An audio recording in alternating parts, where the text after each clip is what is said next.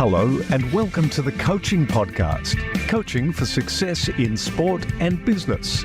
Your host is Emma Doyle, the energy and high performance under pressure coach who is a world leader in unleashing human potential. Buckle up for this high octane session. Let them have it, coach. G'day, everybody, and welcome to the Coaching Podcast. I have the pleasure today of interviewing Bob Carrothers, who is a Vistage Chair here in Denver, Colorado.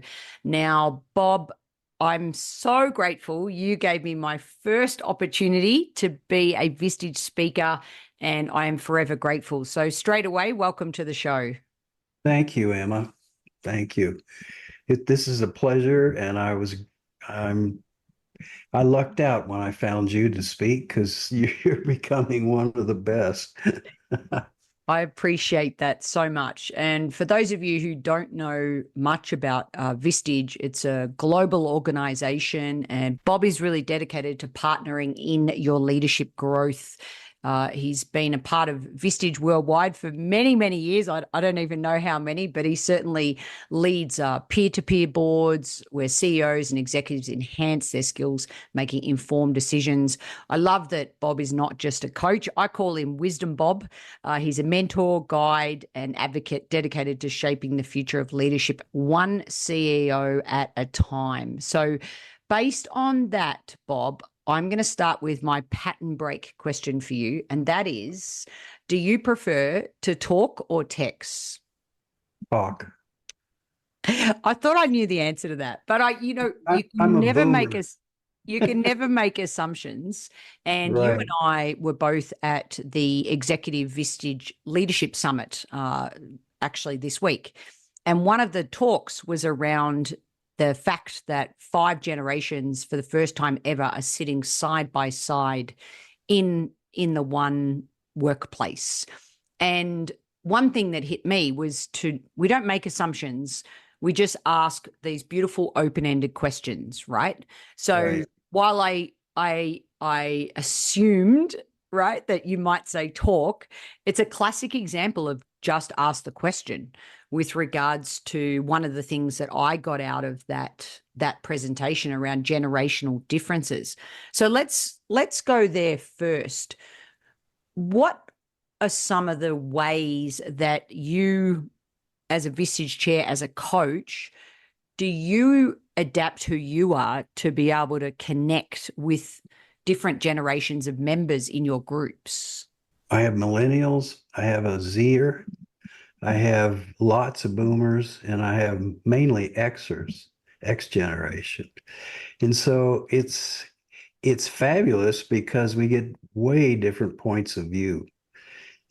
And our Zer is always ready to speak up and give us ideas, and he's always giving us apps to use, and he's bringing us into the real world. I love that. I think that it is important to give them a voice. And as you just said there, diversity. One of the stats that hit me during that presentation was when you have more than, I believe it was 25 years in an age bracket difference, Right. there was 73% more productivity because of the diversity of opinions. What about, Bob, have you ever come across a CEO or company owner who is reluctant to change and reluctant to, and how do you deal with that as a coach? Yeah, over the years, many times. And how do I deal with that? You're probably not going to change them if they're that set in their ways. But I think I can help them how to understand how what they're doing is affecting their company's productivity and their retention rate and other things. And then they can decide for themselves if they need to change. So we'll explore those areas where it really makes a difference and talk about them. And I'll ask a lot of questions, open-ended, and we'll have a great conversation. Yeah. And over time, it might work. Well, let's go there. Over time, company culture, I know you're passionate about exploring that with your leaders. Do you think culture can change overnight? No, no, it takes years to change a culture. I just watched one blow a company kind of.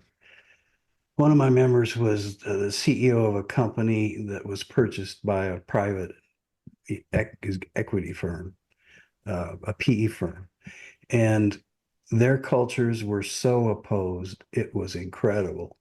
My member's company, when she ran it, was very collegial. They were slow to hire. They just built a culture of working together. It was a big franchisor, and so they had to have the culture of working together with the franchisees and keep people happy. And the PE firm came in, and their culture was making money.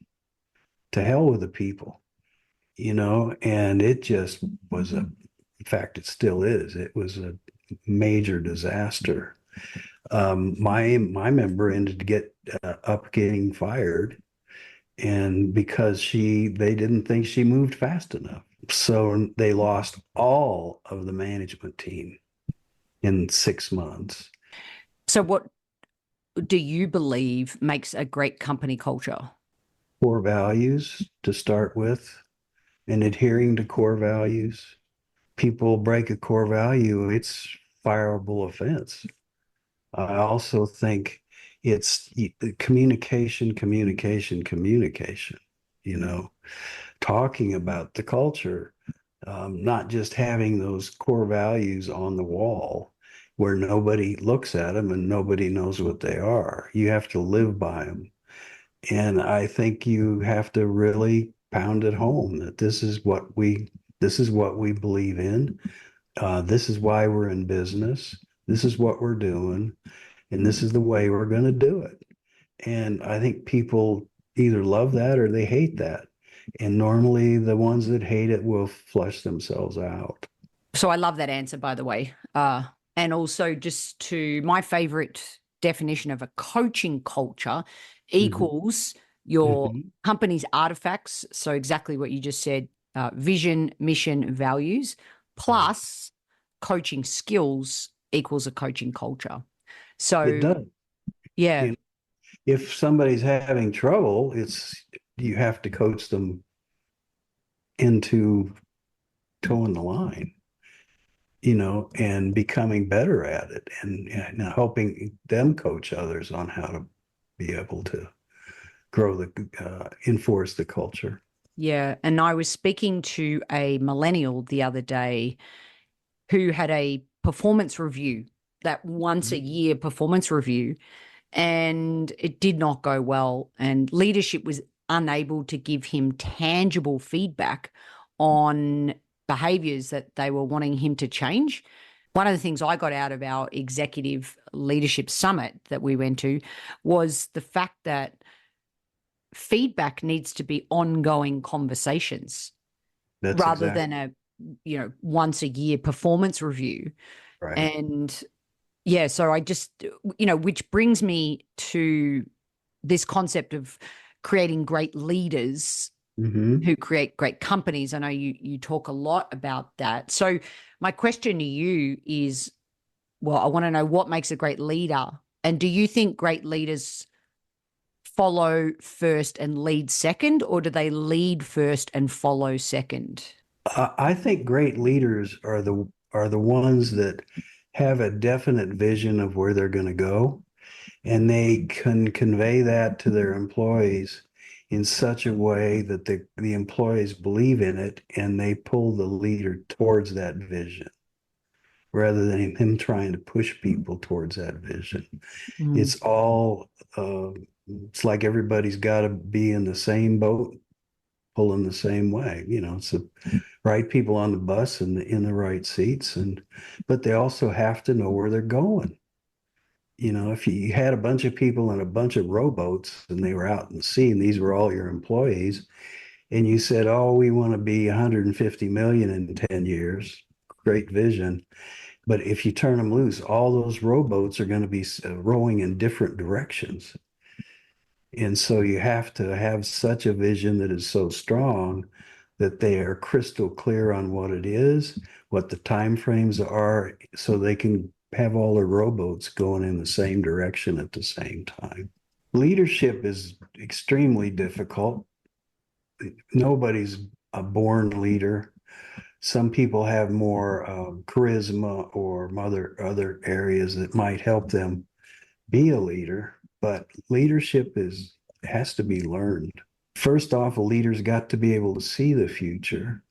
A lot of people can't see beyond this week or this day on where they're going and what they should be doing. So a leader has to be able to see out 4 or 5 years to know what that vision is, see it in their minds, and constantly talk about it. True leaders that I see know how to reward their employees, make them feel special. Um, they have mentors through the company that work with the other employees. They have, and those mentors do coaching. Um, and they never stop making it crystal clear on where they're going to go and by when and what's needed for that. What are the different things? And that's where the top management comes together to work on those things to see how they can reach that end goal. So leadership has to go through the entire company. It's not just one guy or one woman leading the company. So, why do you think delegation is so hard for some people? I don't know. I think people are afraid of pissing people off and not being liked. You know, you got to have accountability. Delegation is all about accountability, but people have to give instructions so that they're crystal clear. If you say, I want you to bring me that report by, the end of the week next week. Okay, so what does that mean?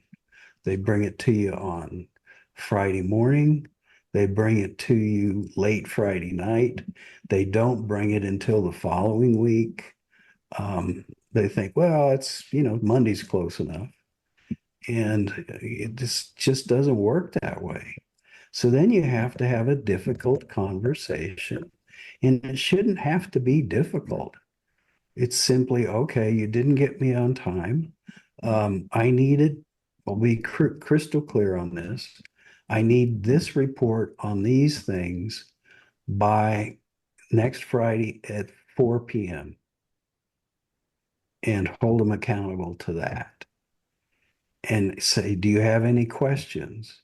Repeat back what I'm asking. Can I count on you for that? That's not a difficult conversation. That's just making it crystal clear. And if you do that with all your delegation and it becomes the way that company acts, people don't miss their deadlines. They become very accountable.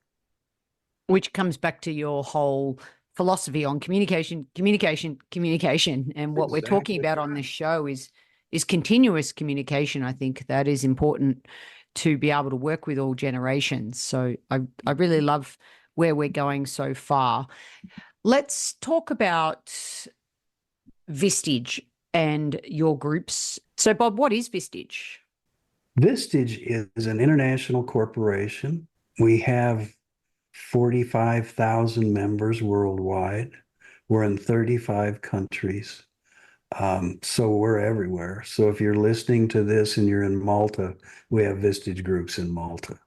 And so reach out to vistage.com and they will put you in touch with the chair there. When I started with Vistage, we were about, I guess, 600, maybe 600 to 900 members. And now we're at 45,000. So it's a concept that works. Everybody needs coaching. Everybody can benefit from the peer group information and the speakers. And it doesn't matter which language you speak, which religion you practice.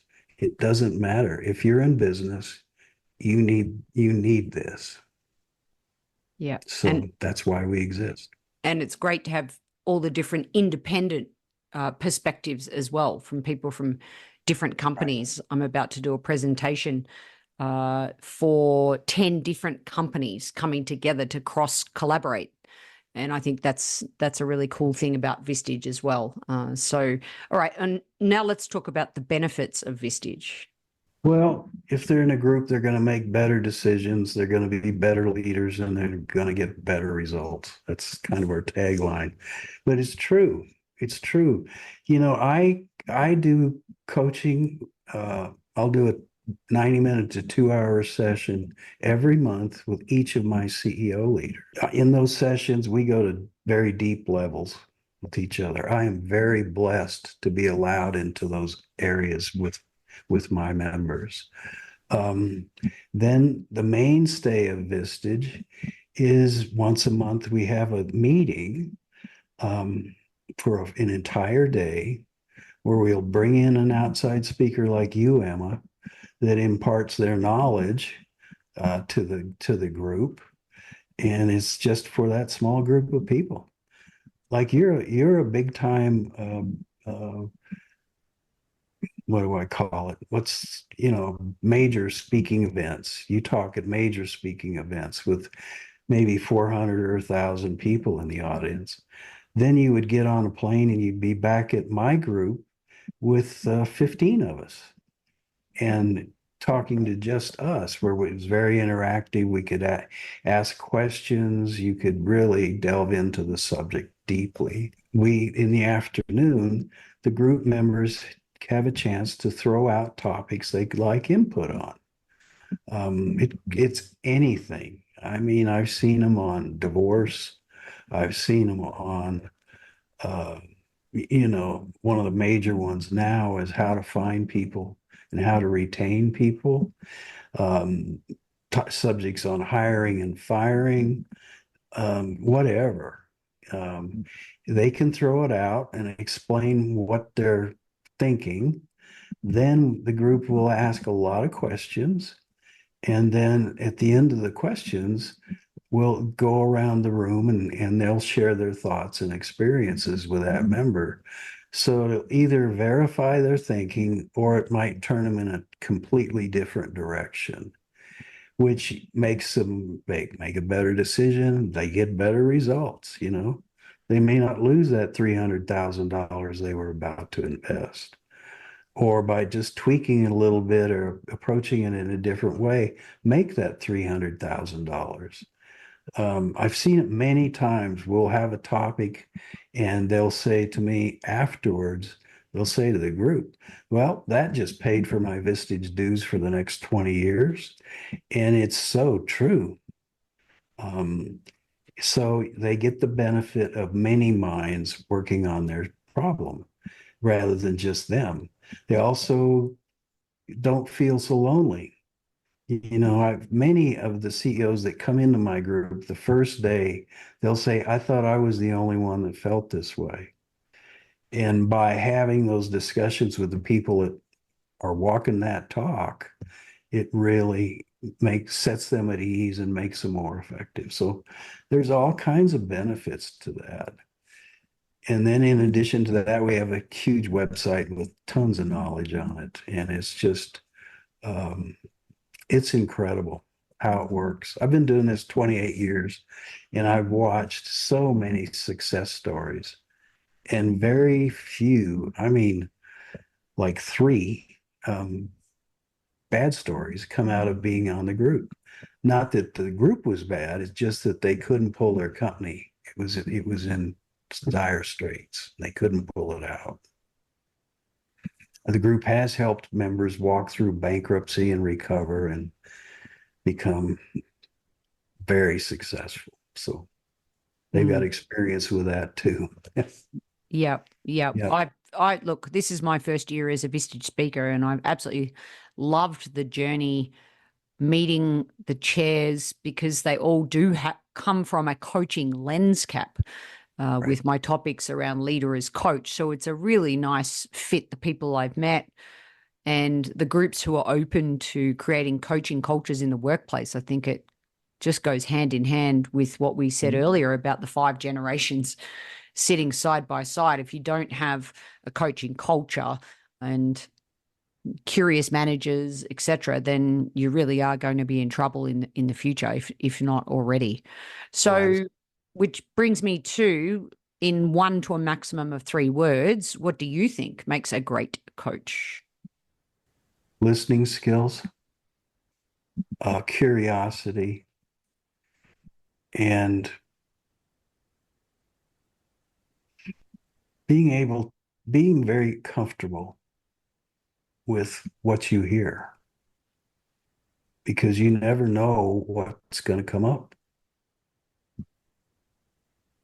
Mm. There should be no judgment in those discussions whatsoever. So You how do just ask questions. Yeah, so listening, curiosity, and being comfortable. We all have subconscious bias, Right, right. and sometimes in the workplace, that's what gets in the way and can create conflict. So, Bob, how would you support your leaders in this situation? I want to help them examine their biases and their attitude. And that's just by asking questions and listening and having that discussion. And I try to help them. Well, I help them, I know, see different ways to look at it. Um, During this election, it's been a little difficult, but just it's about changing their thoughts, and bringing it back to how's that affecting you as being a leader? How's that affecting your company? Is how much money could that be costing you? Go home and think about it, and let's talk again. It's a lot of those kind of conversations. Yeah, listening, curiosity, all part of that supporting process of the leader. So, tell Right. me, what disruptive idea do you have that will change the coaching landscape in 2030? Well, according to our economists, the Vistage economists, 2030, we're going to fall off a cliff in the economy until 2036. He named it. He was very specific. With He the was.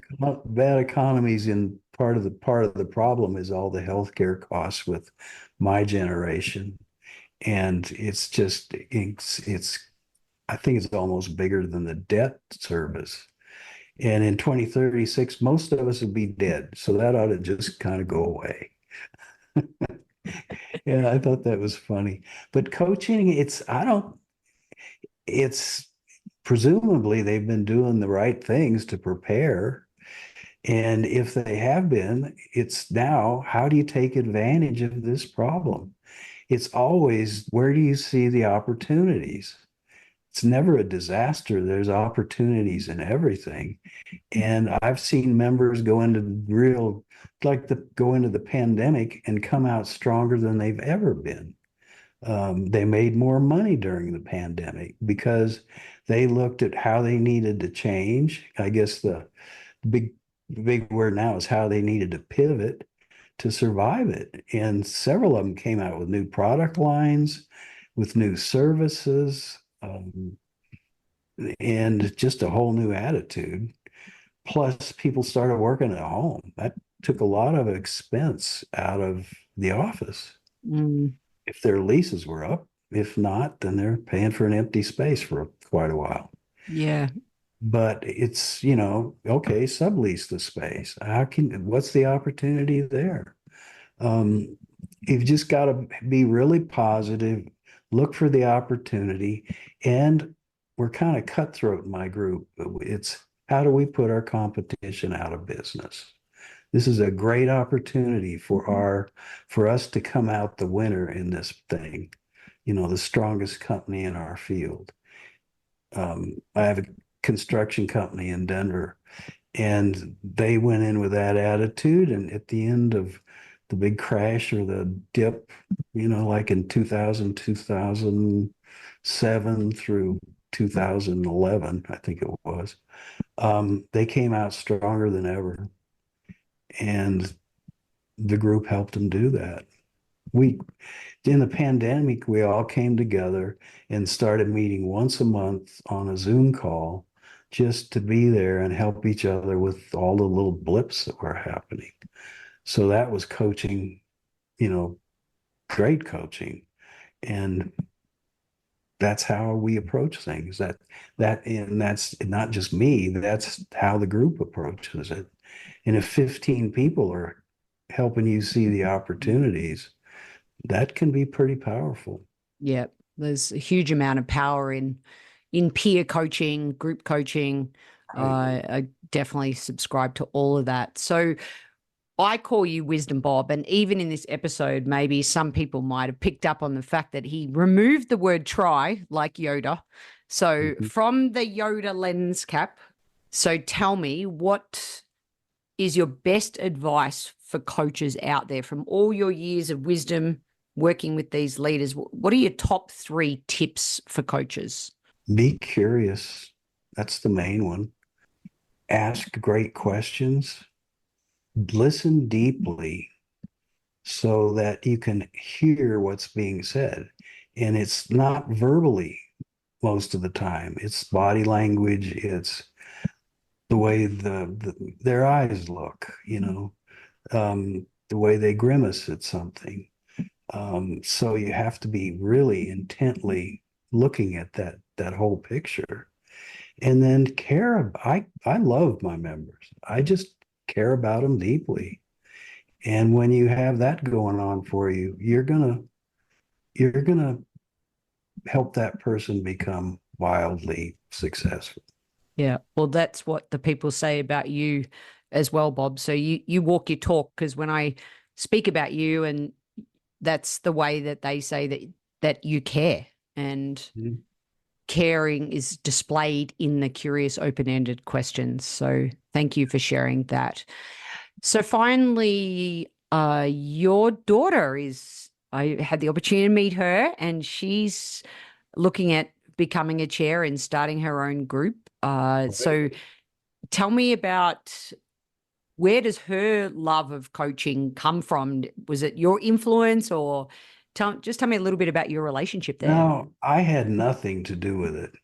She's been on this path since she was 15 years old. She went to a camp in the summer called Super Camp, for kids, to help kids that were having problems in school. She had test anxiety, so she could go into a test having the subject down cold and make a 35 on the test because she was so nervous and worried. So one of our speakers in Vistage said, well, she ought to go to Super Camp. And that's how we heard about it. And so we looked into it, and it looked like the right thing, and we sent her off, and she came back a changed person. She just, I mean, the first few days she'd call us every day and say, what'd you do this to me for? This is awful. I want to come home. And then we never heard from her again for the rest of the 2 weeks. And she fell in love with it. So she worked with them for 3 or 4 years doing coaching in their programs of kids. And that's where she gained her love of coaching. And then she got hired by, or she got contracted by SC Johnson to travel the world and do training and coaching with their people. She did that for a few years. And so we can just stop there. She's just got a love of coaching. It's in her. And she's way better than I am. So it's because I let her coach me. She's my coach. And she just loves it. That's awesome. Well, if you are listening to this, you're a leader, manager, executive here in Colorado, please reach out to Bob Carrothers, one of my favorite Vistage chairs, my first Vistage chair. So you're in my heart. and his daughter starting up her own group here in Colorado as well. Please reach out, check out vistage.com. It's a great organization doing amazing things, and I'm excited to be a part of the journey, just starting out, as we mentioned, but already have had such a great experience with the members and especially with the chairs. So, Bob, what you're a 6-time award-winning master chair, chair of chairs. So what do you think makes a great chair?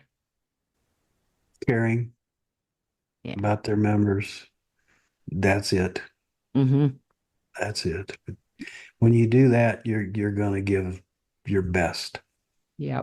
And giving anything a go. We did catch up for coffee the other day, and Bob, he put Vegemite on his toast. I'm very proud of the fact that he's exploring his comfort zone with vision. And I love how you were talking about pull people along with you as a leader, not push your agenda onto them. And I've just loved listening with curiosity and being comfortable with what you heard. That's one thing as well. After my first speaking, you said, Emma, sit back and listen to the feedback.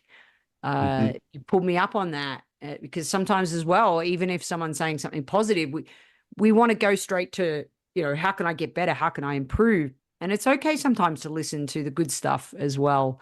I think that's an important trait. Any final words on that comment? Like I said, it's listening, and that's your superpower if you're a coach. Yeah. Like to say is if anybody wants to reach out to me, you can find me on LinkedIn pretty easy. Yeah. Just send me a message and I'll get back to you. Yep. He certainly will. He certainly does. He's authentic and he follows through. We love that. So, Bob, thank you so much for being on the Coaching Podcast. Well, Sound thanks, good? Coach M. I really you're appreciate welcome. it. Wisdom, Bob. You're welcome. And thank you, everyone, for listening. The Coaching Podcast is sponsored by Transition Coach for Athletes, a global coaching, mentoring, and U.S. college sporting scholarship placement service. The service helps athletes navigate the often challenging world of choosing your best college fit while maximizing sports performance. Visit www.transitioncoachforathletes.com. If you enjoyed this episode, please leave a rating review on your podcast listening device. And don't forget to tell a fellow coach about the show. The ball is in your court to take action and enjoy your coaching.